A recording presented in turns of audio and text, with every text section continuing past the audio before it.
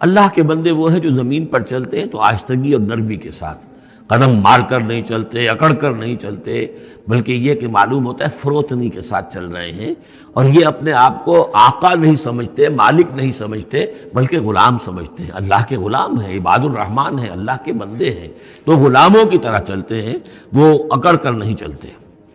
وَإِذَا خَاطَبَهُمُ الْجَاهِلُونَ قَالُوا سَلَامًا، ایک ان کا وصف یہ ہے کہ جب جاہل لوگ، اجڑ لوگ، مشتعل مزاج لوگ خامخواہ ان سے الجھنا چاہیں، بحث و مباحثے میں انہیں جو ہے وہ خامخواہ الجھانا چاہیں، تو وہ کہتے ہیں سلام، وہ الجھتے نہیں ہیں، بحث و تمہیز کے اندر نہیں۔ جب وہ دیکھتے ہیں کہ ایک شخص بحث پر اتر آیا، وہ اب بات سمجھنا نہیں چاہتا، اس کے اوپر ضد جو ہے وہ مسلط ہو چکی ہے، تو اب خامخواہ اس کے ساتھ وہ الجھے رہنا، جس کو ہم کہتے ہیں ہمارے ہاں وہ پنجاب میں یہ سینگ پھنسا کر آدمی جو ہے وہ اپنا وقت ضائع کرے، اس کا بھی وقت ضائع کرے، کوئی فائدہ نہیں۔ میچور آدمی یہ کہ دیکھے اگر تو واقعی یہ بات سمجھنا چاہ رہا ہے تو سمجھائے، نہیں سمجھنا چاہتا، اس کی اصل میں نیت ہی نہیں ہے، تو پھر خامخواہ اس کے ساتھ الجھنے کا فائدہ نہیں۔ والذین یبیتون لربہم سجدا وقیاما، اور وہ لوگ کہ جو راتیں بسر کرتے ہیں اپنے رب کے لیے سجدے اور قیام میں۔ یہاں وہ بات بہت واضح ہو گئی، جہاں تک 5 فرض نمازیں ہیں وہ تو فرض ہیں، وہ تو تعمیر سیرت کی بنیادیں ہیں، ان کی تو مداومت کرنی ہے۔ والذین یحافظون والذین هم علی صلواتہم یحافظون، لیکن یہ لوگ جو ہیں جن کے دل آشنا ہو گئے ہوں اللہ سے، اگر یہ اللہ کے ساتھ دوستی ہو چکی ہو، تو پھر یہ کہ رات کا وقت ہوتا ہے کہ جس میں وہ پھر بندہ اٹھتا ہے، کوئی دیکھ نہیں رہا ہے، لوگ سوئے ہوئے ہیں، کوئی ڈسٹربنس نہیں ہے۔ خیر ہماری تو آج کل شہری زندگی میں راتوں میں بھی ڈسٹربنس رہتی ہے، لیکن یہ کہ عام طور پر بہرحال دن کے مقابلے میں تو ایک سکون کی کیفیت ہوتی ہے، اس وقت اپنے رب سے راد و نیاز کی باتیں، کبھی اس کے سامنے کھڑے ہیں، کبھی سر بسجود ہیں۔ والذین یبیتون لربہم سجدا وقیاما والذین یقولون، اور وہ کہتے رہتے ہیں سب کے باوجود، ربنا اصرف عنا عذاب جہنم، اے رب ہمارے عذاب جہنم کو ہم سے پھیر دے، دور کر دے۔ یہ سورہ نور میں بھی ہم نے پڑھا تھا کہ وہ ساری شخصیت جو ہے بیان کرنے کے بعد وہ اس کے بعد بھی لرزاں و ترساں رہتے ہیں۔ یوم تتقلب فیہ القلوب والابصار، ڈرتے رہتے ہیں اس دن کے خیال سے کہ جس میں نگاہیں اور دل الٹ دیے جائیں گے قیامت کے دن سے۔ ان عذابہا کان غراما، یقیناً اس کا عذاب جو ہے وہ چمٹ جانے والی شے ہے۔ انہا ساعت مستقر و مقامہ، پروردگار وہ جگہ جہنم جو ہے یقیناً بہت بری جگہ ہے، مستقل قیام کے لیے بھی اور تھوڑی دیر کے لیے بھی۔ جو میں نے عرض کیا تھا کہ دنیا میں بری سے بری جگہ بھی جو ہے اس میں بھی آپ تھوڑی دیر کے لیے جائیں گے تو ریکریشن ہو جائے گی چینج کی وجہ سے، اور اچھی سے اچھی جگہ جو ہے اس میں بھی مستقل رہنا پڑے تو پھر اس کے اندر کوئی حسن اور کوئی جو ہے دلچسپی باقی نہیں رہے گی۔ تو اس کے بجائے جو جنت کا اور جنت کا تصور دیا جا رہا ہے، جنت اتنی اچھی جگہ ہے کہ مستقل طور پر رہنے کے باوجود اس کی دلچسپیوں میں، اس کی رعنائیوں میں کوئی کمی نہیں ہوگی،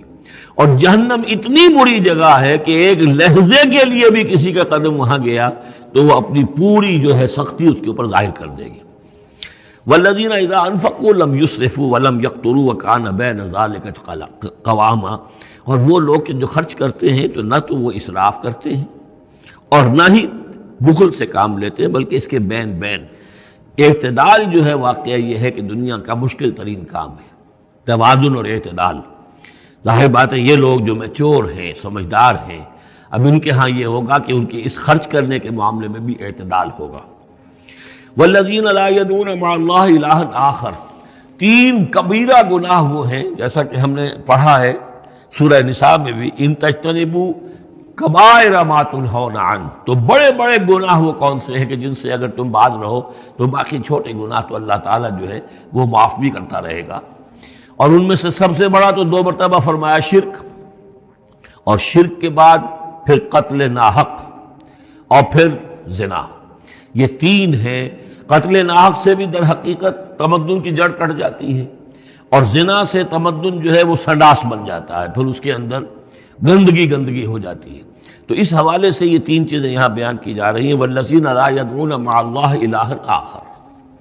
وہ لوگ کہ جو نہیں پکارتے اللہ کے ساتھ کسی اور معبود کو۔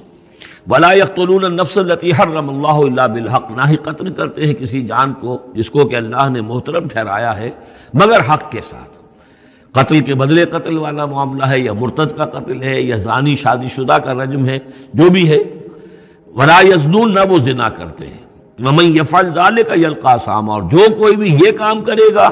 وہ اس کی پاداش کو پکڑ کر اس کو جو ہے اس حاصل کر کے رہے گا، یعنی لازماً اس کی سزا اس کو مل کر رہے گی، یلقی اثاما یضاعف لہ العذاب یوم القیامہ، قیامت کے دن اس کا عذاب دگنا کر دیا جائے گا۔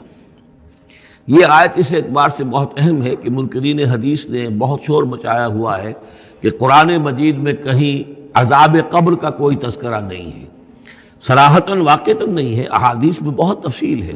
لیکن یہ کہ یہ مقام ایسا ہے کہ جس سے ثابت ہوتا ہے کہ قیامت کے دن سے پہلے بھی عذاب ہے، یضاعف لہ العذاب یوم القیامہ، دگنا کیا جائے گا ان کے لیے عذاب قیامت کے دن۔ اس کا مطلب ہے کہ عالم برزخ میں بھی ان کے لیے عذاب ہے۔ اور جو فرمایا گیا ہے کہ یہ جو قبر کا گڑھا ہے، یا یہ جہنم کے گڑھوں میں سے ایک گڑھا ہے، اور یا جنت کے باغیچوں میں سے ایک باغیچہ ہے، اور یا تو وہاں ایک کھڑکی کھول دی جاتی ہے جنت کی جہاں سے ٹھنڈی ہوائیں اور خوشبوئیں آتی رہتی ہیں، اور یا یہ کہ کھڑکی کھول دی جاتی ہے جہنم کی طرف جس سے آگ کی لپٹ اور گرمی جو ہے اور لو جو ہے وہ آتی رہتی ہے۔ یضاعف لہ العذاب یوم القیامہ، قیامت کے دن اس کے لیے عذاب دگنا کر دیا جائے گا، ویخلد فیہ مہانا، اور پھر وہ رہے گا اس عذاب میں ہمیشہ ہمیشہ۔ الا من تاب، ہاں استثناء ہے، استثناء یہ ہے من تابہ، جو جس نے توبہ کر لی دنیا ہی کے اندر موت کے آنے سے پہلے پہلے، مالب یا غرغر، الا من تابہ و آمن، اور ایمان لایا۔ گویا کہ جو شخص اس قسم کے گناہوں میں مبتلا ہوتا ہے، چاہے وہ قانوناً کافر نہ ہو، حقیقتاً وہ کافر ہو جاتا ہے، ایمان اس کے دل سے نکل جاتا ہے، لہذا توبہ گویا کہ اثر نو ایمان لانے کے مترادف ہے۔ الا من تابہ و آمن وعمل عملا صالحا، اور وہ پھر عمل کرے نیک، فاولئک یبدل اللہ سیئاتہم حسنات، تو ایسے لوگوں کی برائیوں کو اللہ تعالیٰ نیکیوں سے بدل دیتا ہے۔ اس کے دونوں معنی ہے کہ توبہ کے نتیجے میں ایک تو نامہ اعمال میں جو اندراج ہوا تھا برائی کا وہ صاف ہو جائے گا، اور اس کی جگہ نیکی کا اندراج ہو جائے گا، اور یہ معنی بھی ہے کہ زندگی میں، اس دنیا میں توبہ کے نتیجے میں اخلاق جو ہے وہ پاک صاف ہو جاتے ہیں، دامن اخلاق کے دھبے دھل جاتے ہیں، اور انسان کا جو دامن کردار ہے پھر صاف شفاف ہو جاتا ہے۔ وَكَانَ اللَّهُ غَفُورًا رَحِيمًا، اور اللہ تعالیٰ غفور اور رحیم ہے۔ وَمَن تَابَ وَعَمِلَ صَالِحًا، اب دوبارہ تکرار کی گئی، اور جو توبہ کرے اور پھر نیک عمل کرے، فَإِنَّهُ يَتُوبُ إِلَى اللَّهِ مَتَابًا، تو وہ ہے کہ جو توبہ کرتا ہے اللہ کی جناب میں جیسا کہ توبہ کرنے کا حق ہے۔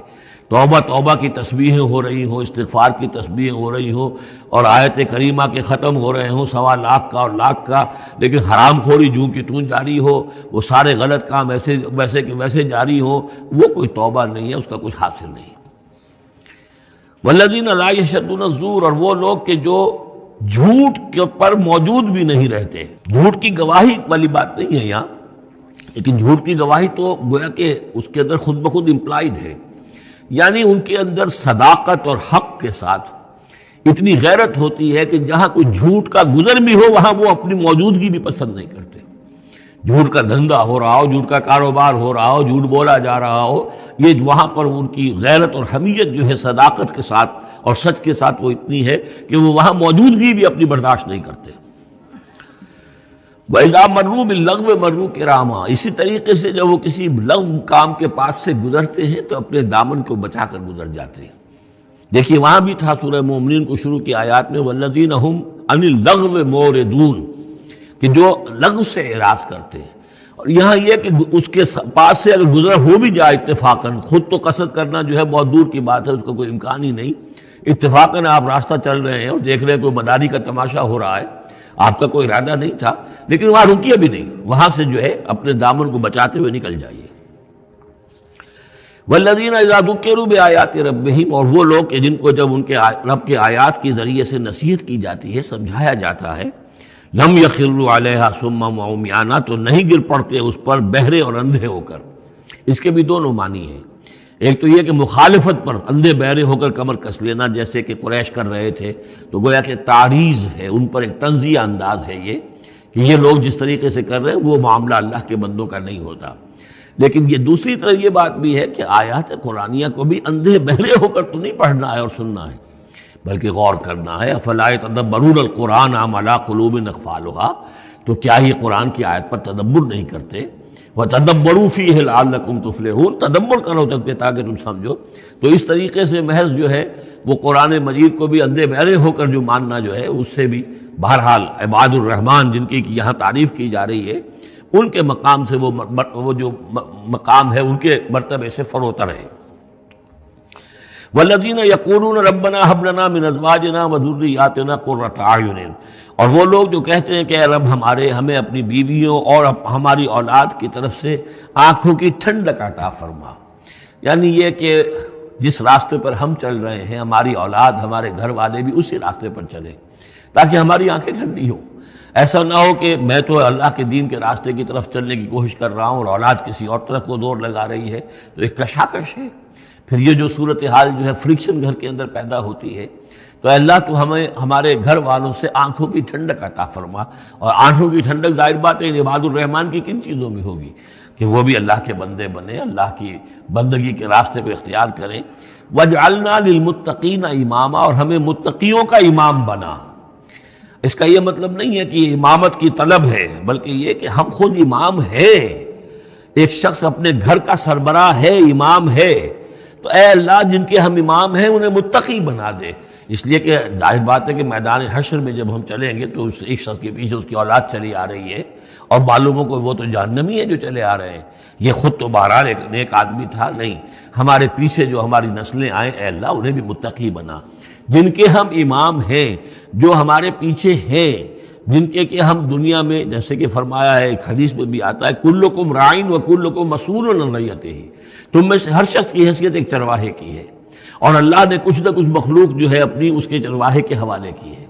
تمہاری اولاد ہے، تمہاری بیوی ہے، یہ گھر کنبہ ہے، یہ تمہارا جو ہے یہ گویا کہ تمہارے متبعین ہیں، تمہارے فالوورز ہیں، تو اللہ ہمارے فالوورز کو متقی بنا دے اور ہماری جو امامت ہے وہ متقیوں کی امامت ہو۔